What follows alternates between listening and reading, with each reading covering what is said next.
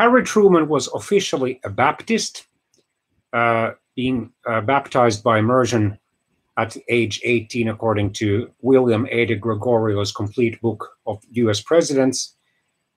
In practice, however, he was an ecumenical person, favoring cooperation and tolerance and acceptance between different churches. In his opinion, strict religious beliefs had led to many unnecessary wars.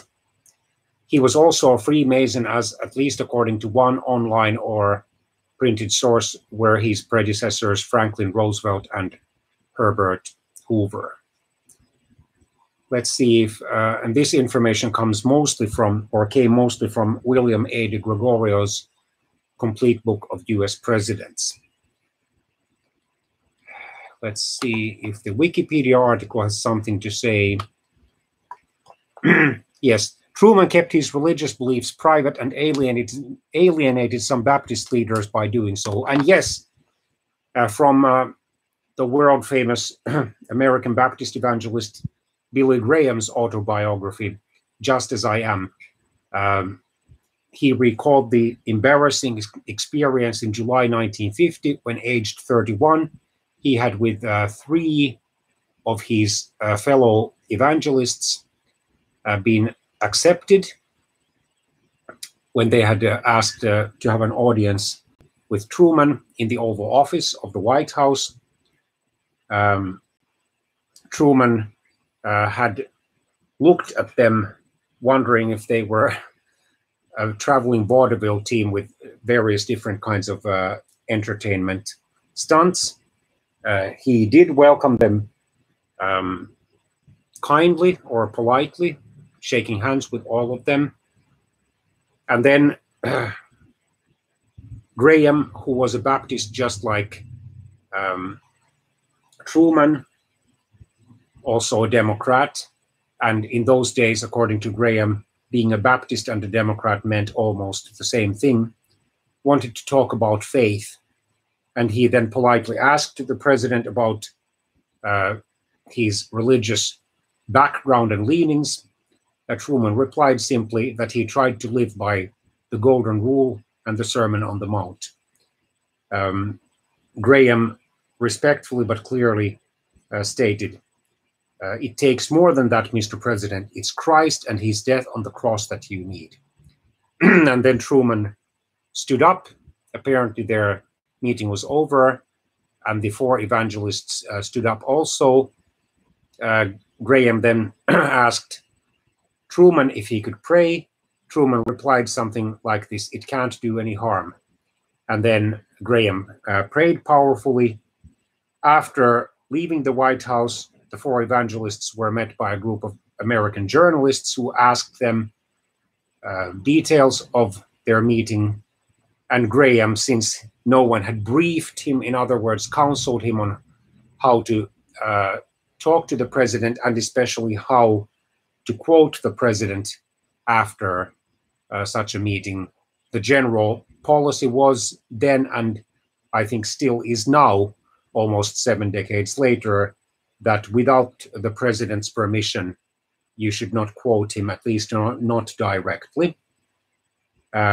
Truman was angered, as journalist Drew Pearson said, by the fact that Graham had told details of their conversation, private conversation.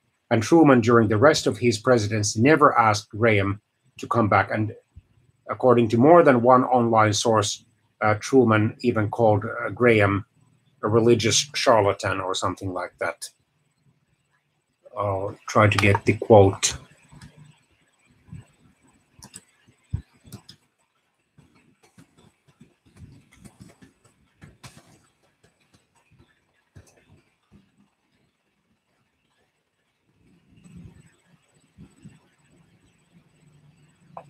Let's see.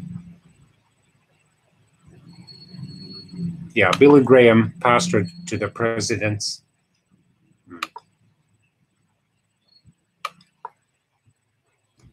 This comes from billygraham.org, the billygraham.org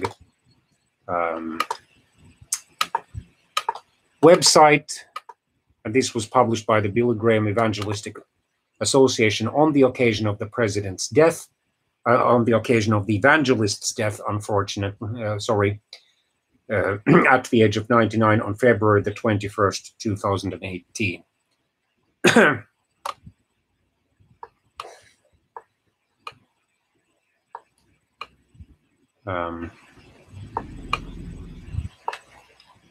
Trying to find.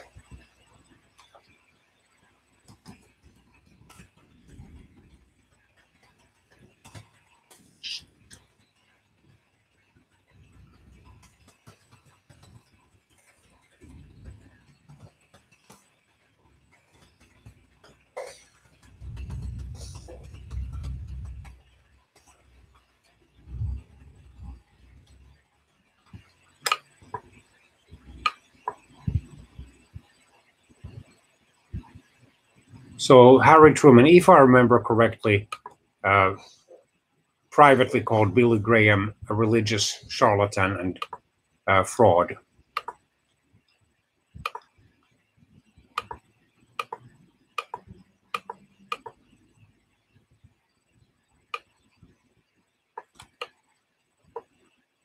Yes, he referred to, I found it, the quote at last, on the ChristianHistoryInstitute.org website. Truman referred to Graham as one of those counterfeits. He claims he's a friend of all presidents, but he was never a friend of mine when I was president. In 1967, in other words, 5 years before Truman passed away, he did, however, agree to meet Billy Graham at his retirement home in Independence, Missouri, and the two did have a polite conversation. Graham then profoundly apologized for his ignorance 17 years earlier, and then Truman graciously forgave him, saying, "Don't worry about that. I realized that you hadn't been properly briefed." In other words, counseled, advised on how to talk to a president, and especially on whether to quote a president afterwards. And since Harry Truman was an ecumenical person who probably did not like revival preaching too much, that may have been one of the reasons why he called, or had called, Graham earlier a religious counterfeit. And Truman did use rough language and even swore, which of course made many people question the genuineness of his professed Christian faith.